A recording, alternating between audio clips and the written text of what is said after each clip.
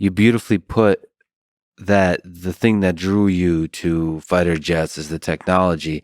So if you were to imagine from an alien perspective, what kind of technologies would we first encounter as human beings if we were to meet another alien civilization in the next few centuries?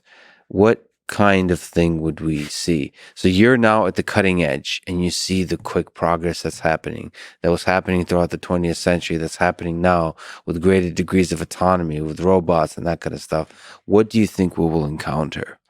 I think we're going to see the ability to manipulate matter like we used to manipulate information. Like I think that's what, whether that means being able to pop something on the table that didn't exist or to influence a chemical reaction somewhere, but being able to manipulate and treat matter as if it was information.